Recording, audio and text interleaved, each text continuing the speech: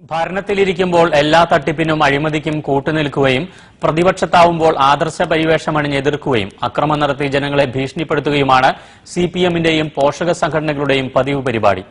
ഇത്തരം കലാപരിപാടിയിലെ ഒരു തട്ടിപ്പാണ് നിഖിൽ സിംഗ്ലെ എന്ന വിദ്യാർത്ഥിയുടെ എഞ്ചിനീയറിംഗ് പ്രവേശനം. സംസ്ഥാനത്ത് കാലാകാലങ്ങളിൽ വിദ്യാഭ്യാസ രംഗത്ത് നടപ്പിലാക്കാൻ ശ്രമിച്ച മാറ്റങ്ങളെ എതിർക്കുകയും അക്രമം വഴി ഇത്തരം മാറ്റങ്ങളെ നശിപ്പിക്കുകയും ചെയ്യുന്ന രാഷ്ട്രീയമാണ് സിപിഎമ്മും അവരുടെ വിദ്യാർത്ഥി സംഘടനയും നടപ്പിലാക്കി പോരുന്നത്.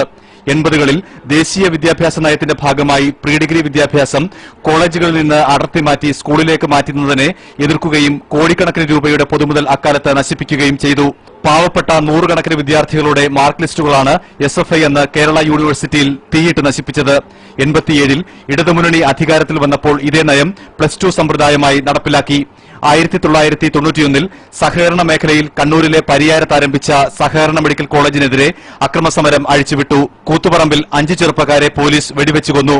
പിന്നീട് സിപിഎം അധികാരത്തിലേറിയപ്പോൾ ഈ കോളേജിന്റെ ഭരണസമിതി പിടിച്ചെടുത്ത് അവിഹിത മാർഗത്തിലൂടെ സിപിഎം നേതാക്കളുടെ മക്കൾക്ക് ജോലിയും മെഡിക്കൽ പ്രവേശനവും തരപ്പെടുത്തി. ഏറ്റവും ഒടുവിൽ ഡിവൈഎഫ്ഐ സംസ്ഥാന നേതാവ് രമേശന്റെ മകൾക്ക് 45 ലക്ഷം രൂപയ്ക്ക് അഡ്മിഷൻ തരപ്പെടുത്തി കൊടുത്തതും പുറത്തുവന്നു. സ്വാശ്രയ കോളേജുകൾക്കെതിരെ സമരം നടത്തിയ സിപിഎം തങ്ങളുടെ മക്കളെ സ്വാശ്രയ കോളേജുകളിലും വിദേശ സർവകലാശാലകളിലും പഠിപ്പിക്കുന്നത് പതിവായി. പാവപ്പെട്ടവന്റെ മക്കളെ പഠിക്കാൻ അനുവദിക്കാതിരിക്കുകയും നേതാക്കളുടെ മക്കളെ മുന്തിയ കോളേജുകളിൽ പഠിപ്പിക്കുകയും ചെയ്യുന്ന കാപട്യമാണ് ഇക്കാര്യമത്രയും സിപിഎം അനുവർത്തിച്ചു പോരുന്നത്. നിർമ്മൽ മാധവ് എന്ന പാവപ്പെട്ട വിദ്യാർത്ഥിയെ കോഴിക്കോട് സർവകലാശാലയുടെ കീഴിലുള്ള സർക്കാർ എഞ്ചിനീയറിംഗ് കോളേജിൽ നിന്ന് അതേ സർവകലാശാലയുടെ കീഴിലുള്ള മറ്റൊരു സർക്കാർ എഞ്ചിനീയറിംഗ് കോളേജിലേക്ക് മാറ്റിയതിന് എതിരെയാണ് SFIയെ ഉപയോഗിച്ച് സംസ്ഥാനത്ത് അക്രമവും വെടിവെപ്പും നടത്തിച്ചത്.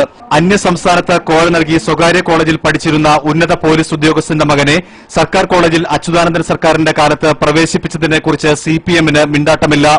പാവപ്പെട്ടവന്റെ മക്കളെ തകർക്കുകയും പണക്കാരന്റെയും സ്വാധീനമുള്ളവരുടെയും മക്കളെ താലോലിക്കുകയുമാണ് സിപിഎമ്മിന്റെ പതിവ് നയം. ഈ തട്ടിപ്പുകൾ തിരിച്ചറിയാത്ത പാവങ്ങളെ ഉപയോഗിച്ചാണ് SFI എന്നും അക്രമവും സമരവും നടത്തുന്നത്.